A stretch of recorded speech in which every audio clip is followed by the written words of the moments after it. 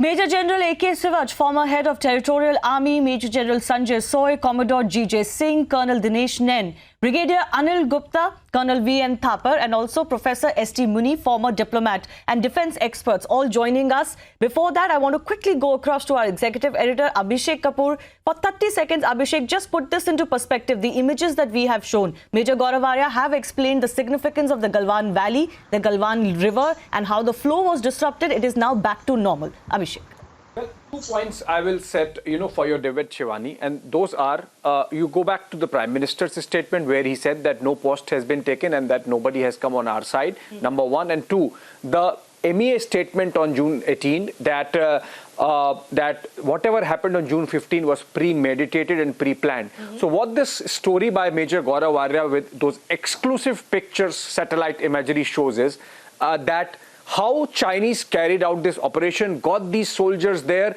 They effectively dried up a river with a major operation which lasted in the month of April, May, and they got these soldiers there who were not identified by the Indian troops on this side of LAC. Those were unfamiliar faces. Those were troops specifically brought in for this kind of violent operation, and that is why the MEA said that this was premeditated and pre-planned.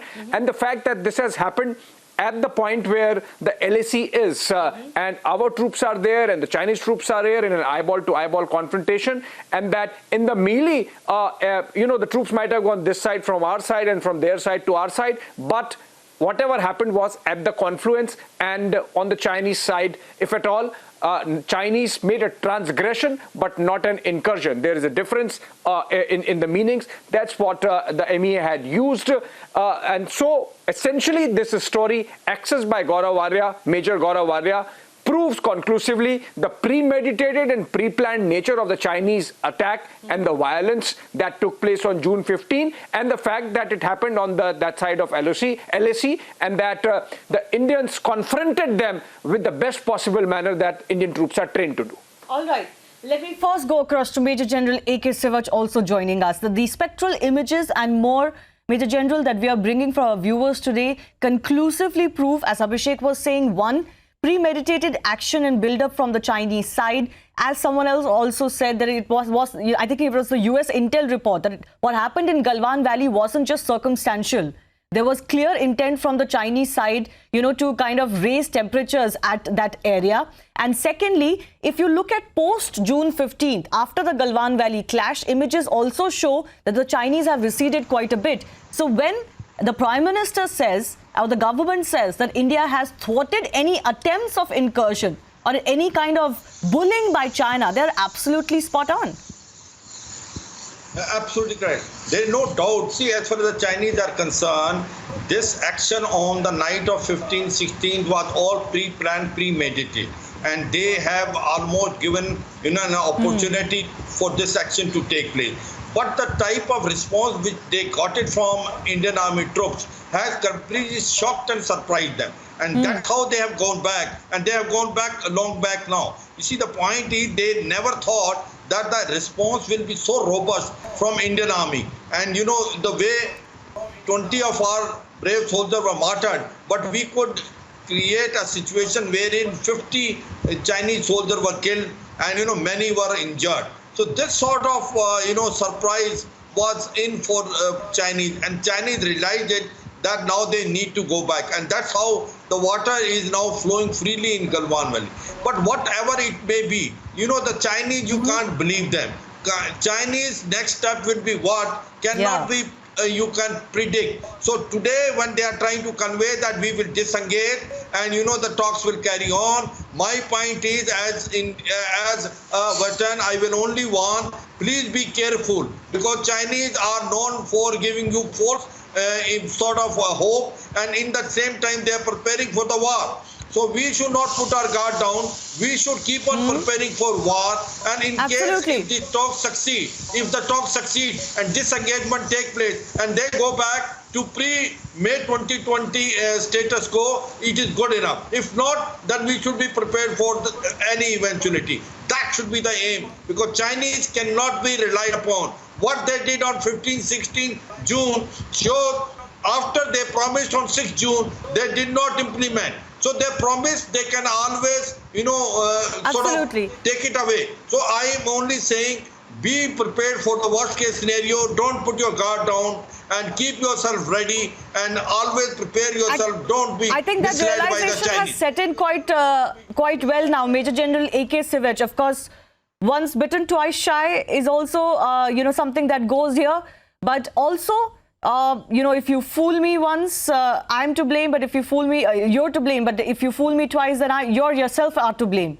So I think India has learned, obviously, how China's designs are not to be trusted. What they have said also in the last 2 months and what they have done is also very different. I want to quickly go across to understand the Chinese in this case to Professor S.D. Muni as well, former diplomat. Professor Muni, we are showing through our images that the Chinese, had a premeditation as far as this clash in Galwan Valley is concerned.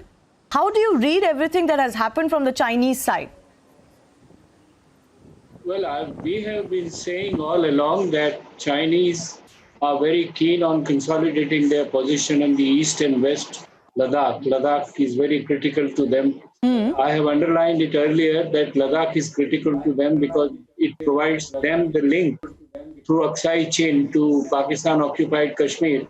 And we have also our Siachen there, and they are quite worried that if we strengthen in Ladakh, this area, it may be very risky for them and for their alliance with Pakistan, where they have sunk in billions of dollars.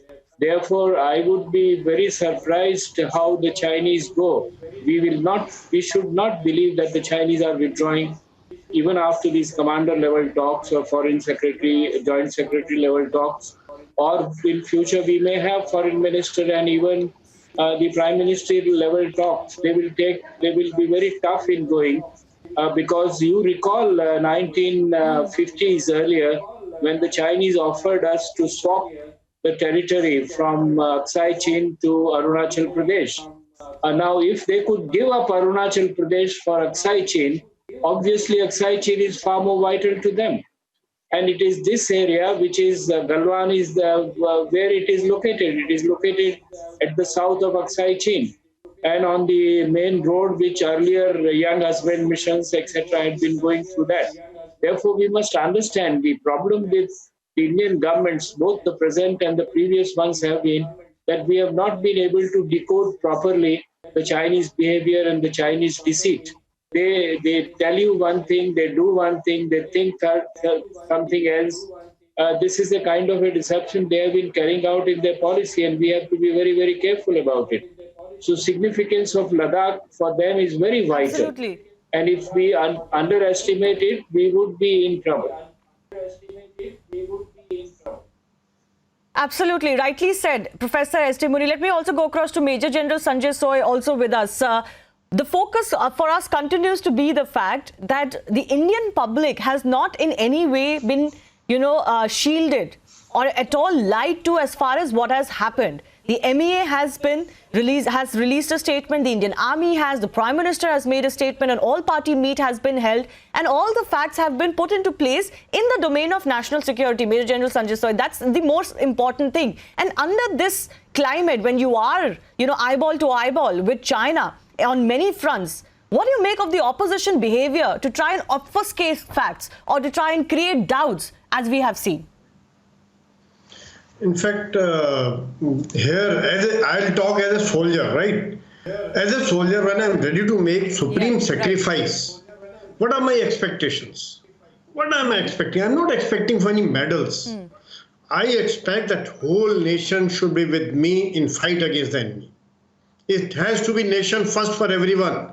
Every citizen is a soldier and has to talk as Indian.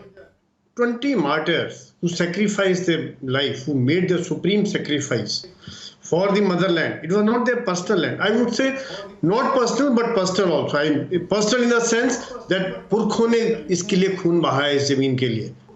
And not personal, he's not spent his own money, but he's fighting for it. Because the man on ground, the company commander, the platoon commander, the soldier, for him, that 4,056 kilometers of border is of no relevance for him, that 2 kilometer, 3 kilometer, which is his responsibility.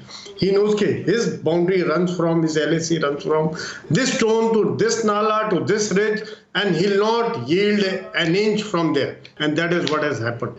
And I mean, government has been very transparent in casualty, whether it is 20 martyrs they declared, whether it is a kind of actions which have taken place, a kind of build-up which is going on China's side and own side, that kind of, and at this point of time, as a soldier, we expect that for everybody, nation should be first, above party, above caste, above color, above religion. Absolutely. I only hope that most of the politicians, especially the Congress party, was listening, because it's not just about asking questions. It's also the way you're asking questions. It's also the fact that you're actually ignorant of your own party's history, as Rahul Gandhi has displayed. But it's also a deep lack of understanding of the issues that India and China have been embroiled in since the very start. We're talking about the LAC here, which has perceptual difference from the Indian side and the Chinese side. I want to quickly go across to Abhishek once again. Abhishek, let's focus on what we have designated as Area A. Now, that is where the clash took place. Now, that is where the Chinese were dangerously coming close to the Indian side of the LAC, or at least where we patrol. Now, there is an area in between that LAC and where the Chinese originally used to be. That was something that was almost a zone where, you know, there weren't any posts of the Chinese or build-up of the Chinese initially, which is why India has been asking that you go back to the pre-May position. You're right, Shivani. In fact, what the pictures prove is that Chinese carried out a military operation, of course, on their side of LAC, which they are allowed to do, but which was different than whatever has been happening over a few years, last few years. And that actually proves the intent behind this operation and the fact that the clash was actually premeditated. The manner in which they were carrying those clubs with nails, studded nails, it could not have been that they picked it up from the valley somewhere, from trees, or improvised therein. Those were properly made clubs and they came with a plan.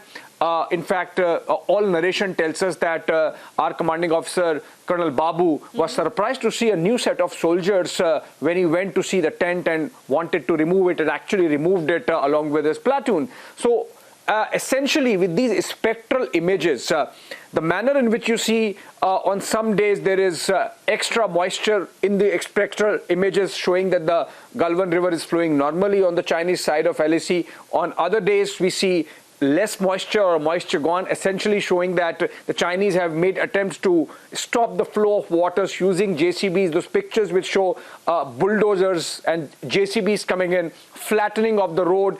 Actually, Chinese have done things which go against the ecology, which go against the fragile ecosystem of those mountains there, only to carry out a military operation, which is conclusively proved by these pictures, I should say, accessed again by Major Gaurav Waria. So, you know, irrespective of what Rahul Gandhi is saying, what we are seeing is an enemy who has planned an operation and carried it out.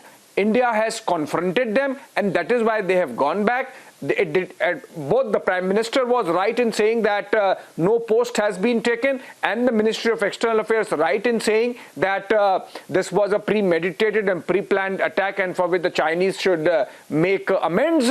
And now, of course, the fact that June 15 happened after the understanding reached on June 6, we are not going to believe them, irrespective of whatever understanding has been reached on June 22 in the commander level talks, till the time facts really change on the ground.